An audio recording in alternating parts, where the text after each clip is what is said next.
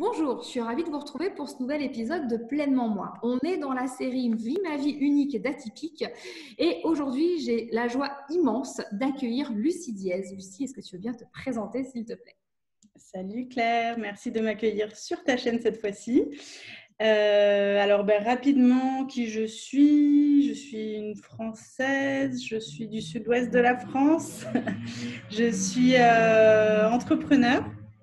Aujourd'hui, je travaille à mon compte comme coach de vie. J'accompagne les personnes en général neuroatypiques dans leur parcours professionnel, leur reconversion, et les entrepreneurs qui veulent se lancer sur Internet. Donc, j'enseigne aussi le marketing digital et les outils de productivité. Petit parcours, j'ai envie de dire classique comme tous les neuroatypiques. École de commerce, puis des passages dans des startups. Voilà, une école publique de petit village. J'ai rien fait de très particulier, on va dire, dans mon enfance. Par contre, si j'ai quand même passé après pas mal d'options, genre au lycée, j'ai quand même cherché toutes les options supplémentaires, genre bilingue, option troisième langue chinois, enfin tous les trucs un petit peu compliqués. Je les prenais parce que je trouvais ça assez sympa. Voilà. Jusque-là, ça me paraît complètement classique pour quelqu'un d'atypique. Il me semble qu'on peut même rajouter du yoga, d'autres tendances comme ça chez toi. Du cirque. Voilà, enfin, bon, jusque-là, tout est classique. Alors, tu as aussi, toi, tes rayures, tu as aussi, toi, ce qui fait que tu es quelqu'un d'unique. Est-ce que tu veux bien nous partager ton parcours, ta rencontre avec ton atypicité? Ouais. Alors, donc si on remonte au tout début du début, je me souviens enfant avoir ce sentiment d'être différente. Mais a priori comme ça, quand on me regardait avec mes sœurs, avec le reste de mon entourage, j'avais rien de vraiment différent qui pouvait justifier ce sentiment de différence. Donc ça a généré un petit malaise à l'intérieur de moi, mais que je trouvais normal parce qu'en fait je connaissais rien. Voilà, plutôt bonne élève, on va dire, jusqu'en quatrième. Et puis là, un petit harcèlement à l'école. Mais là, encore une fois, j'ai trouvé que c'était normal, en fait, quand on était une fille au collège qui avait des bonnes notes. Enfin, bonnes notes, rien d'extraordinaire de mon point de vue, comme d'habitude. Mais voilà, je trouvais ça normal de se faire tabasser par la nana qui avait redoublé 2 fois et qui me demandait de faire ses examens de maths. Et suite à ça, j'ai décidé consciemment d'arrêter d'être bonne en maths, en fait, pour qu'on arrête de me taper dessus, tout simplement. Et puis là, du coup, mes notes en maths ont dégringolé jusqu'en terminale S, spé maths, où j'étais la dernière de la classe. Parce que, voilà. Mais je trouvais que c'était beaucoup plus facile d'être dans une posture de dernière de la classe plutôt que première de la classe. Bon, tout ça pour dire qu'en fait, je m'identifiais plus dans la posture du cancre que dans la posture de l'intello, qui était une posture que j'avais vraiment pas du tout envie d'avoir. Ta question de départ, c'était comment j'ai découvert que j'étais zèbre? Ton parcours, ouais, ta vie avec ta différence, en fait, parce qu'il y a ce que les autres nous renvoient, il y a nous ce qu'on sait, et puis à un moment, si tu as fait le diagnostic, enfin voilà, comment ça s'est passé pour toi? Ouais. Donc j'ai ignoré en fait tous les sujets des zèbres, etc. Enfin, je savais quelque part en moi que les surdoués à l'école étaient des gens qui pouvaient souffrir et s'ennuyer. Mais j'avais jamais imaginé que moi, j'étais quelqu'un qui m'ennuyait. Ça, c'était inconcevable pour moi. Et la première fois que j'ai entendu parler de surdoué, c'était pendant que j'étais salariée. Un de mes collègues avec qui je travaillais au quotidien qui m'explique qu'il est haut potentiel. Donc, il n'avait pas utilisé le mot zèbre, il avait dit haut potentiel. Je lui dis oui, bon, bah, t'es surdoué, ça se voit comme le nez au milieu de la figure, voilà. Mais donc, j'avais plutôt mal réagi parce que, ça me semblait assez normal que lui étant un peu coincé, un peu genre, c'était vraiment l'archétype, tu vois, du surdoué intello, machin. Oui, je savais qu'il était intelligent, mais bon, c'était pas la peine d'en faire tout un plat. Et il avait essayé de me titiller, etc. Et puis, je lui ai dit, mais laisse-moi tranquille avec tes histoires. Enfin, genre, qu'est-ce qu'on fait pour le client, là, tu vois? Genre, revenons au concret. On recentre.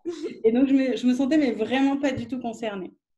Jusqu'à ce que, en novembre 2018, 19, non, 2017, ah, ça y est, je sais même plus la date. Ah, j'ai oublié. Il n'y a pas longtemps. Pas longtemps. Si, c'était C'était 2018, c'était juste avant mes 30 ans. Non, 2017 du coup. Ok. Quelques mois avant mes 30 ans, j'étais en transition de vie, machin, etc. Et puis, je passe 3 semaines chez mes parents. Et là, mes parents essaient de tourner un peu autour du pot et ne savent pas trop comment m'annoncer cette histoire. Et puis, à un moment donné, c'est moi-même qui ai lancé le sujet. Je crois que j'avais vu un documentaire sur les problèmes de thyroïde et l'impact que ça avait sur le sur le QI des gens. Et donc, j'expliquais à ma mère que comme j'avais envie d'avoir des enfants plus tard, il fallait que je fasse vachement attention à ma thyroïde parce que je ne voulais pas faire des enfants débiles. Et elle me regardait comme ça. Elle ne savait pas trop comment raconter. Et puis, du coup, le soir même, mon père me prend un petit peu dans un coin et il m'explique « Bon, Lucie, est-ce que tu connais les zèbres ?» Je dis ouais, les zèbres, j'ai déjà croisé ce nom quelque part. C'est un truc avec les multipotentiels. Moi, je suis multipotentielle, il n'y a pas de souci. Bon, bah, voilà, affaire classée, on passe à la suite. Ouais. Et donc, il a insisté pendant 3 jours. Et je ne comprenais pas trop cette histoire parce que d'habitude, ils vont quand même droit au but quand ils ont un truc à me dire. Puis là, ils insistaient, puis c'était un peu bizarre. À un moment donné, il me dit non, mais fais tes recherches.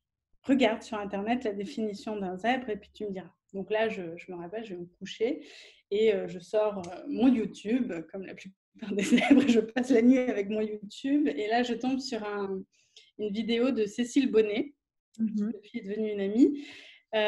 Donc à l'époque, je ne la connaissais pas et elle sort une vidéo sur Suis-je zèbre. Et là, elle se décrit. Et au fur et à mesure de la description, je me dis, je ne sais pas ce que c'est un zèbre, mais si elle est zèbre, moi je suis zèbre, il n'y a aucun doute. C'est sûr. Et après, en continuant les recherches, j'ai compris que zèbre, ça voulait dire surdoué. Et alors là, j'ai dit non, c'est pas possible. Non, moi je suis zèbre, mais je ne suis pas surdouée. Il doit y avoir forcément une différence quelque part, c'est pas possible, etc. Et donc voilà, je me souviens vraiment de ce lundi soir, je crois que c'était un 19 novembre, un truc comme ça, et ça m'a complètement perturbée. J'ai eu toute ma vie qui a défilé devant mes yeux pendant 1 semaine, jusqu'à prendre mon téléphone, mon courage à 3 mains pour appeler la psychologue et prendre un rendez-vous pour le test de QI. Mais ça a été vraiment une semaine hyper intense au niveau émotionnel. Ok, et ça, c'est marrant que ce soit venu à toi plusieurs fois. Bon, que tu n'aies pas voulu le voir, ça c'est logique, mais que tes parents aient voulu t'ouvrir les yeux là-dessus, c'est un beau cadeau qu'ils t'ont fait en fait. Par Ouais, rapport... c'est un super cadeau. Ouais. On en a rediscuté récemment et alors, c'est drôle parce que moi, j'ai le sentiment qu'ils m'ont fait un super cadeau, mais eux l'ont vécu comme quelque chose d'hyper violent. Okay. J'ai dit, mais oui, c'était hyper violent pour moi parce qu'en fait, tous les fondements de ma personnalité se sont effondrés en une journée, en fait, et en 1 semaine, j'ai vu tout se redessiner et tout se réexpliquer. Donc, ça a été hyper violent à l'intérieur de moi. Mais bon, j'avais pas du tout conscience que j'avais été violente avec eux. Donc, on s'en est reparlé quelques années plus tard, voilà, pour se remettre un petit peu les points sur les i. Mais voilà, c'est vrai qu'on se reçoit un tsunami d'émotions et que c'est pas facile à gérer déjà à l'intérieur. Et alors, du coup, c'est vrai que les personnes qui sont dans notre environnement direct autour, même si on s'en rend pas compte, en fait, peuvent aussi se prendre un tsunami d'émotions d'une façon directe ou indirecte. C'est ça. Donc, toi, tu l'as appris pratiquement à la trentaine. Comment tu as vécu quand tu as eu le test, quand tu as eu le rendez-vous de lecture du diagnostic? Comment ça s'est passé? Alors, déjà, ça m'a semblé une éternité. Il s'est passé 2 mois. Ok. Le moment où j'ai pris rendez-vous, le moment où on a fait l'anamnèse. Ensuite, donc l'anamnèse, on l'a fait en visio. Ensuite, il a fallu que je me déplace en France pour faire le rendez-vous en cabinet, quoi, du test de QI. Puis après, il a fallu attendre encore 3 semaines. Enfin, c'était une éternité. Je n'en voyais jamais le bout. Et puis, j'avais cette frénésie de « j'ai enfin trouvé le truc qui va répondre à toutes mes questions, en fait ». Donc, j'en parlais à mes meilleures amies, à ma famille, mes sœurs, etc. Et je me souviens même avoir dit à mes parents, en fait, je suis sûre que ça va être positif. Même si je ne suis pas surdouée, je suis sûre qu'elle va voir quelque chose, c'est obligé. Et en même temps, je leur disais, si jamais le diagnostic est négatif, il faudra vraiment m'aider à trouver quel est le problème. Parce qu'en fait, ça avait tellement éveillé cette avalanche d'émotions en fait, il y a un mal-être que je voulais pas regarder à l'intérieur. Il fallait qu'on trouve une solution. Bon, du coup, le diagnostic tombe. Et donc, le diagnostic est positif. Elle finit par me dire « Oui, madame, vous êtes zèbre. » Donc, c'est genre « Ok, ça va. » Et là, mon comportement a changé dans la journée. Déjà, ce jour-là, j'ai été faire les courses, j'ai été faire du shopping, je me suis complètement relookée, etc. Enfin, il y a eu une prise de confiance en moi immédiate. Les 2 personnes avec qui je vivais à ce moment-là l'ont vu. Et les personnes avec qui je ne vivais pas, donc ma sœur notamment, qui était dans une autre ville, que je n'ai même pas eu au téléphone, a ressenti que énergétiquement, j'avais pris confiance en moi. Waouh! Ah ouais. Est-ce que ta sœur est zèbre aussi? Elle dit que non. Je repose la question. Selon toi, est-ce que ta sœur est zèbre aussi? Je pense qu'elle n'est pas zèbre. Je pense qu'elle est très sensible et qu'elle est brillante, mais qu'elle n'est pas... Alors, justement, c'est super intéressant ce que tu nous dis. Très sensible, brillante, mais pas zèbre. Elle n'est pas trop. Elle est modérée. Ok, d'accord. Elle déborde pas. Elle sait, et puis elle sait bien s'intégrer dans le système, en fait. Le système lui convient bien. D'accord, oui. Donc là, à partir de ce genre d'argument, effectivement, ça éloigne une zébritude prononcée par rapport à tout ça. Donc toi, Mais après, moi, je dis, tant qu'on n'a pas passé un test, on peut pas dire... Enfin, on ne sait pas, parce que moi-même, je n'aurais jamais pu l'imaginer avant. Enfin, mais ça t'a libéré. Tu t'es ouais. senti, voilà, tu t'es senti à ta place. C'est vrai que moi, j'accompagne pas mal de personnes qui, pareil, ont des doutes vers 25-35 ans. Et par contre, le poids du diagnostic, j'en ai beaucoup qui le vivent comme une condamnation, en fait. Tu vois, c'est vraiment le waouh, mais je suis ça, mais qu'est-ce que je vais faire de ma vie? En fait, toute ma vie est un mensonge. Comment je vais faire ça? Toi, tu avais fait le deuil avant. Comment ça se fait que tu l'aies bien vécu, en fait?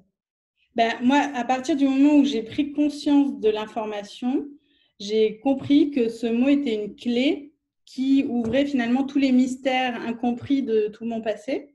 Ok. C'était une clé de compréhension. C'est un petit peu comme, il y en a qui disent c'est comme circuler dans le métro sans avoir le plan du métro, quoi. Donc tu montes dans une station, tu descends à une autre, tu montes dans une autre. Enfin, tu sais pas vraiment où tu vas et tu comprends pas trop ce qui se passe et pourquoi tu recroises les mêmes gens. Enfin, il se passe des trucs un peu bizarres. Alors que quand tu as le plan et que tu comprends comment ça fonctionne, ben tout devient beaucoup plus simple.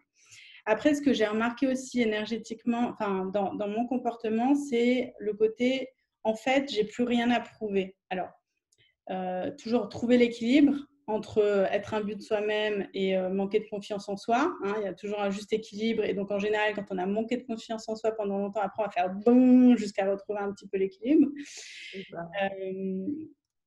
Mais en fait, j'avais passé ma vie à essayer de prouver aux gens que j'étais assez bien en en faisant des tonnes, alors, en faisant des tonnes parce que je suis intense, parce que c'est ma façon d'être, mais aussi parce que, mais comme je me sentais moins intelligente que les autres, quand j'avais 16 en maths, c'était juste un coup de bol, mais, parce que c'était un examen facile. Mais ce qui était normal dans ma tête, c'était que j'ai 9 en maths. Et du coup, il fallait toujours que je prouve à la prof de maths qu'en fait, j'étais de bonne volonté. Mais elle, en fait, elle le voyait parce qu'elle voyait bien que je comprenais vite, mais en fait, moi, j'avais l'impression de ne pas comprendre vite. Donc, c'est comme voilà, ce sentiment d'avoir besoin de surjustifier finalement tout ce qu'on fait. Pareil, si on analyse mon blog sur les premières années, j'ai énormément de sources citées, c'est-à-dire qu'il n'y a rien qui est dit par Lucie sur le début, avant que je sache que je suis zèbre. Et à partir du moment où j'ai su que j'étais zèbre, j'ai pu assumer que j'avais des idées et que c'est pas grave si je cite pas des sources externes. En fait, je peux me citer moi-même. Waouh! Et ça, c'est magnifique ce que tu nous partages parce que c'est extrêmement, j'allais dire, symptomatique de la sortie du syndrome de l'imposteur. Là, à partir du moment où tu sais qui tu es et que tu es OK avec ça, il n'y a plus besoin de légitimité, il n'y a plus besoin de se référer à un tel ou un tel. C'est bon, je me dédouane de la responsabilité de la citation. Et c'est vrai que c'est très beau ce que tu nous dis par rapport à tout ça sur ce que tu as fait. Chouette. Alors, par rapport à tout ça, justement, as-tu un moment fort de ta vie de zèbre, d'atypique, prends la sémantique que tu veux, à nous partager?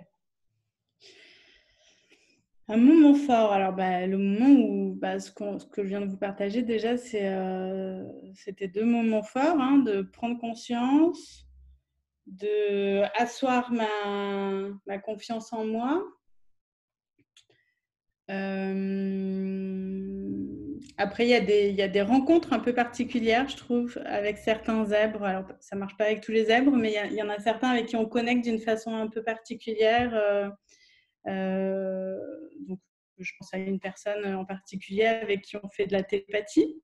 Et même si on ne s'est pas vu physiquement depuis plusieurs années, je sais que quand je parle de lui, il le sait. Et quand il parle de moi, je le sais. Et on sait... voilà, donc la télépathie fonctionne et il y a des connexions comme ça qui sont très fortes, que moi j'explique par la zébritude. Alors, toutes ces personnes avec qui j'ai des connexions très fortes n'ont pas été nécessairement diagnostiquées, mais à mes yeux sont quand même hautement zébrées. Ok, d'accord. Pour aller encore un peu plus loin par rapport à tout ce que tu es en train de nous partager, de quoi est-ce que tu es fière de toi? Je suis fière de mon activité professionnelle. Là, je suis dans ma 4e année d'entrepreneuriat. Je suis contente parce que cette année, j'arrive à mon objectif que je m'étais fixé au départ. Donc ça, c'est quand même chouette. Et un sujet justement que je travaillais cette semaine avec ma coach business, c'est justement un sujet très zébré. C'est-à-dire que je suis fière d'avoir parfois donné une seconde chance à certains de mes projets, de ne pas avoir tout mis à la poubelle tout le temps, tous les 6 mois. Je ne vois pas du tout de quoi tu parles. Je comprends pas. Non, vas-y, continue, ça m'intéresse. Voilà. Donc, je me suis reconnectée avec ça. Donc voilà, typiquement, on a travaillé une phrase. Je suis heureuse de permettre à un projet de continuer d'exister parce qu'en fait, moi, comme beaucoup de zèbres, on construit un projet à 80%. Et puis, donc on a fait la majorité du projet. Et puis, les 20% restants pour le publier ou pour ramasser les fruits de notre travail, en fait, c'est les endroits qui nous ennuient le plus parce que c'est la relecture, parce que c'est les corrections, c'est les ajustements, les machins comme ça. Ça nous saoule. Donc, du coup, on renverse tout à la poubelle et on recommence. Et du coup, on n'arrive pas vraiment à des résultats comme ça. Donc, dans mon activité professionnelle, je suis assez fière de moi parce que je sais déployer facilement cette énergie des 80 premiers pourcents. Mais j'ai aussi appris à faire l'effort de faire ces 20% supplémentaires. C'est vraiment la partie la moins facile pour mon tempérament, mais c'est la partie qui vaut le plus d'or finalement si on veut, au sens propre comme au sens figuré. Enfin, c'est vraiment ce qui ramène les résultats entrepreneuriaux après. Voilà. Et puis du coup, avec ça, ça va tout le côté, toute la vision de mon entreprise. Hein. Donc, j'avais calculé l'année dernière, j'ai accompagné 304 entrepreneurs en une année, individuellement. Donc, des personnes que j'ai vues en visioconférence, dont je connais le prénom, etc. Et donc ça, c'est mon objectif. Voilà. En créant mon entreprise, c'était ça. Félicitations et alors, merci pour ta phrase. Je me suis permise de la noter. Hein. Je suis heureuse de permettre à un projet de continuer d'exister. Oui, je vois très bien de quoi tu parles. Je me fais accompagner en business aussi depuis quelques mois et la personne avec laquelle j'ai bossé, la première chose qu'elle me dit, c'est mais Claire, tout ce que tu crées, ça devient quoi en fait après? Alors là, tu sais, le truc, je l'ai fait, c'est posé, c'est un article qui est posté, c'est un machin, c'est un truc. Comme tu l'as dit, j'y retourne pas, je regarde pas, je corrige pas, etc. Et elle m'a amené à prendre conscience de tout ce que j'avais planté et qui grandissait sans que je le voie et moi qui avais l'impression qui me retrouvais dans une situation où j'avais pas l'impression d'avancer. Et effectivement, hein, je te rejoins tout à fait sur ces 20% qui nous saoulent, clairement, qui nous saoulent. Je sors mon nouveau livre en septembre. Mon éditrice, que j'adore, me l'a fait me corriger 4 fois. L'enfer. L'enfer.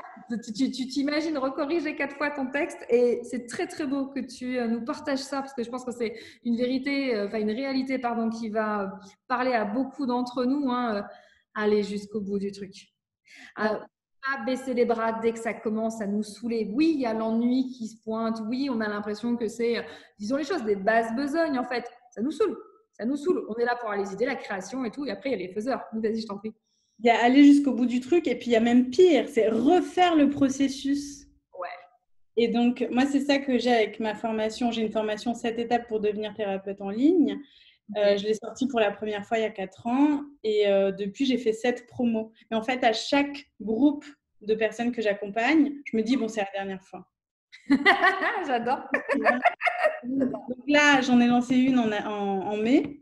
Je me suis Ouais. dit, bon, c'est peut-être la dernière fois, hein, cette fois-ci, voilà, c'est bon, je commence à en avoir marre. Et puis, je suis en train de la terminer, enfin, elle se termine cette semaine. Et je vais la redémarrer, en fait, en octobre, en me disant, bon, allez, cette fois-ci, c'est la dernière. En fait, j'en sais rien. Je ne le dis pas vraiment à mes clients, hein, que c'est la dernière ou pas la dernière. En fait, moi-même, je n'en sais rien d'une fois sur l'autre. Mais ce que je remarque, par contre, c'est que d'une fois sur l'autre, je l'améliore parce que je rajoute des vidéos.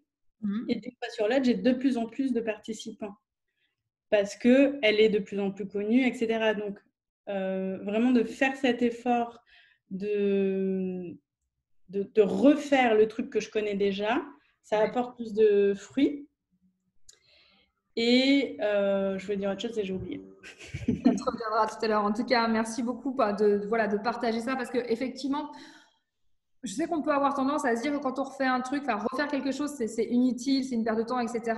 Là, tu te rends compte que quand on refait, alors déjà, on est bien d'accord que tu le refais pas en entier, mais tu y reviens, tu l'améliores, tu l'enrichis, et bien évidemment, ça grandit avec chaque expérience de personnes que tu accompagnes. Donc, c'est ce qui fait que ça se bonifie. Tu vois, je pense que voyons-nous comme ça peut être quelque chose d'intéressant. Alors, c'est magique d'être zèbre, ça a aussi ses côtés un petit peu obscurs. Hein. Qu'est-ce qui est difficile pour toi? Qu'est-ce qui a été? Est-ce que tu as une expérience difficile dans ton atypicité à nous partager? Vécue ou vue? Ouais, alors parfois, surtout dans les périodes où je ne savais pas qui j'étais, le sentiment d'être incomprise, même encore aujourd'hui, ça continue. De temps en temps, tu sais, il y a des petites piqûres de rappel, je suis malheureuse, personne ne m'aime et tout ça. Ça nous arrive à tous. Alors, moi, je me suis mis un petit peu cette règle. Je crois que si ça m'arrive 2-3 jours dans le mois, c'est normal et c'est sain. Si par contre, ça m'arrive 5 jours par semaine, là, je me pose des questions et je vais chez le médecin. Donc, moi, j'ai eu plusieurs périodes dépressives, notamment une il y a 5 ans, j'en ai parlé dans mes vidéos, que j'ai identifiée moi comme une nuit noire de l'âme, ou alors qu'on peut aussi appeler la crise existentielle du surdoué, dans laquelle je remettais tout en question, c'est-à-dire même le fait de faire mon lit, à quoi bon faire son lit si on va le défaire le soir même, choisir du thé ou du café, en fait, ça devenait impossible parce que oui, mais tu comprends, mais en fait, ça va quoi, 2 minutes. Donc voilà, il y a des périodes comme ça qui peuvent être un petit peu difficiles. Après, il y a plein de solutions dans plein de milieux différents pour ces périodes-là. Si on devait résumer, la difficulté principale que moi j'ai avec cette zébritude, c'est le côté émotionnel et donc apprendre à gérer cette intensité des émotions. Donc là, récemment, j'ai découvert les fleurs de Bach, l'EFT. C'est des bons outils très simples, pas très chers, qu'on peut appliquer au quotidien, qui peuvent nous aider à gérer quelques-unes de nos émotions, ne serait-ce que en fait, quand on a une crise un peu d'angoisse là, qui monte ou une crise d'émotion, on peut déjà taper ici. Et en fait, ça calme direct. Ça, c'est un point. Et voilà, des petites choses comme ça. Le yoga aussi, ça me fait du bien. Yoga, respiration, relaxation, hein, toutes ces choses-là qui vont nous permettre de ralentir en fait, hein, d'arrêter tout ce qui nous fait monter en pression ou tout ce qui fait que ça s'emballe. Comme tu le disais, c'est voilà, tout ça c'est chouette. Le FT est un très bon outil, les fleurs de Bach aussi. Tu as des huiles essentielles qui aident bien. Enfin voilà, on a la chance d'avoir plein d'outils et comme on aime s'intéresser à tout, ben, c'est chouette parce qu'on devient vite des encyclopédies sur pattes de chaque chose qui fonctionne. Donc ça c'est très chouette. Et alors, je sais que c'est ton métier, tu as l'habitude, etc. Est-ce que tu as un conseil à partager aux personnes formidables, extraordinaires qui nous regardent pour bien vivre sa différence? Un conseil à partager, alors de prendre conscience déjà de notre différence. Parce que j'en discutais avec une collègue psy, tout être humain en fait pense que les autres pensent comme lui. Ouais. C'est-à-dire moi je suis extravertie et je pense que tout le monde est extraverti et je dois faire un effort pour comprendre comment fonctionne un introverti. Et ça c'est juste une des fonctionnalités de l'être humain sur les 100 millions de fonctionnalités qu'il y a. Donc, en fait, on est tous hyper différents. Même deux zèbres entre eux peuvent avoir des fonctionnements hyper différents. Et donc, comprendre quels sont, moi, mes modes de fonctionnement naturels. Moi, mes centres d'intérêt naturels, donc typiquement, tu vois, en ce moment, c'est l'EFT, mon truc. Moi, je pars du principe que tout le monde qui regarde cette vidéo connaît l'EFT. Mais en fait, il y a certainement des gens qui regardent cette vidéo qui ne savent pas que EFT signifie Emotional Freedom Technique. Vous pouvez aller sur Google et puis c'est une séance de tapoting comme ça en répétant des phrases. Voilà. Et donc, typiquement, ça fait partie des exemples. On part du principe que tout le monde a vu les vidéos YouTube que nous, on a vues.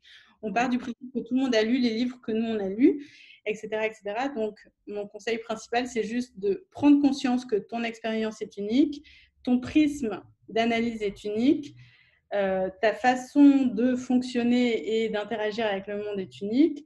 Toutes les connaissances que toi, tu as accumulées et les connexions que tu as fait entre elles sont particulièrement uniques parce que typiquement, mon mec et moi, on a lu à peu près tous les mêmes bouquins, mais on voit quand même le contenu des bouquins de façon différente, alors qu'on a le même profil MBTI, par exemple. Enfin, tu vois, donc même comme ça. Ouais, ça, c'est super intéressant.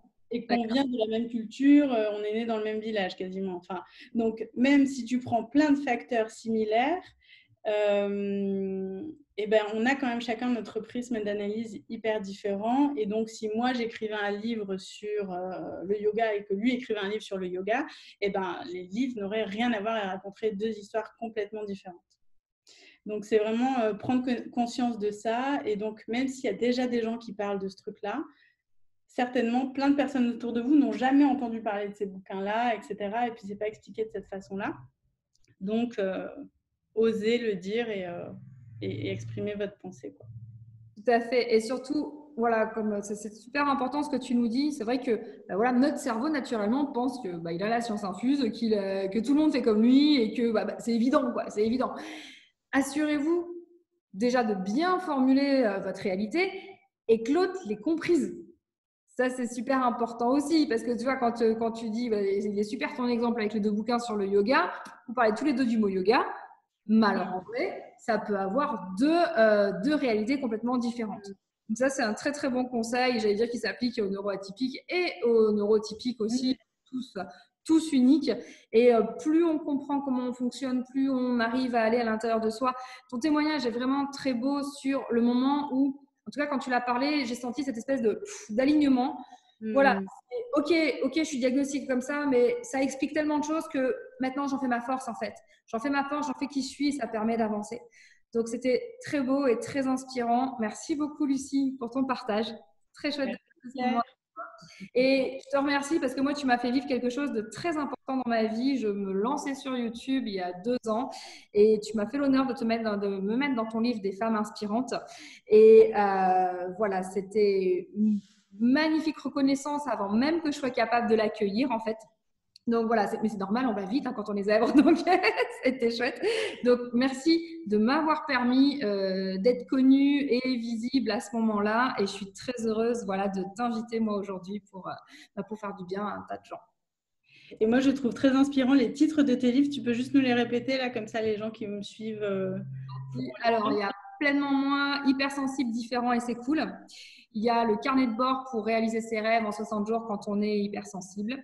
Il y a le livre qui s'appelle #Renaissance, qui est mon parcours par rapport à la maladie, ma résilience par rapport à tout ce qui m'est arrivé comme aventure par rapport à la santé, qui font qu'aujourd'hui, je ne suis pas censée être en vie, mais je suis là, je tiens grâce justement à cet alignement.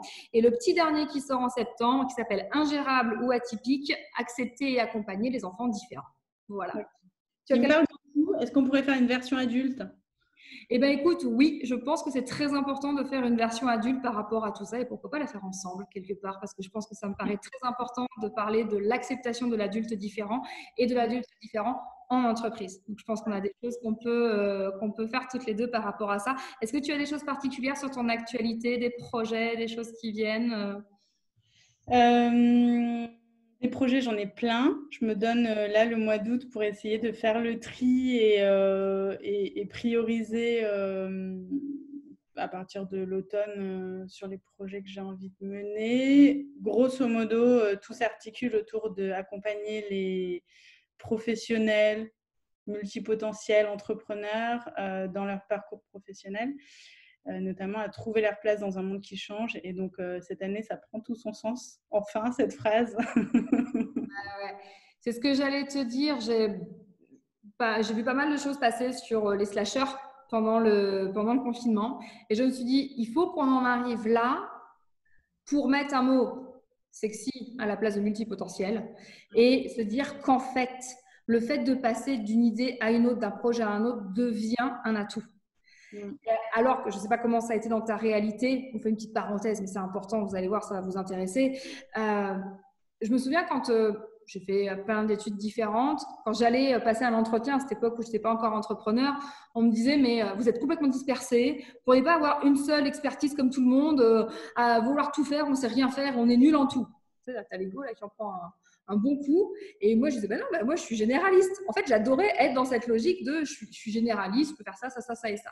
Et on m'a toujours dit que pour être un bon professionnel, il faut être expert dans un seul domaine ultra précis. Aujourd'hui, enfin, on se rend compte qu'être capable de faire des liens avec plein de choses et de jongler sur plein de trucs, ça fait sens en période de crise. Donc, je crois que c'est bon. Je ne sais pas ce que tu en penses. Carrément, j'ai animé un atelier sur le sujet, justement, les forces-faiblesses, tu vois, du SWOT. Et comment rebondir justement en phase de crise quand j'ai une cliente naturopathe qui a eu 99% d'annulation du jour au lendemain avec le confinement. Et typiquement, je l'accompagnais et elle a complètement rebondi. Elle a sorti des trucs de ses vieux tiroirs et elle a vendu 6 produits qu'elle ne vendait jamais parce qu'elle était tout le temps en train de faire ses consultations de naturopathie. Et elle a réussi à augmenter son chiffre d'affaires par rapport à l'année dernière. Donc, en effet, quand on a une diversité comme ça de profils, de compétences, de produits, on peut être beaucoup plus facilement résilient. Et attention quand même à ne pas être trop dépendant, enfin, ne pas trop s'éparpiller. Voilà, il faut trouver un juste équilibre entre être seulement sur un produit et en même temps diversifié, quoi. Et le juste équilibre, en tout cas dans ma réalité, je ne sais pas si tu la partages, c'est effectivement une bonne connaissance de soi, une bonne confiance en soi. Parce qu'on sait jusqu'où on peut aller, on sait sur quoi on va rebondir, mais on sait aussi là où on va aller se perdre. Ouais. Et surtout, pas essayer d'aller copier des systèmes déjà existants, mais s'appuyer sur ses forces à soi, quoi. Exactement. Merci infiniment, Lucie, de nous avoir partagé tout ça. C'est une grande richesse. J'espère qu'on va travailler ensemble, faire un truc. Moi, je le sens bien. On verra au moment où tout sera aligné. On y sera. Merci beaucoup. Merci d'avoir été sur Pleinement Moi. Et je te dis à très bientôt. Et on met toutes les infos te concernant en bas de cette vidéo. Merci, Lucie. À bientôt, Claire. Ciao, ciao.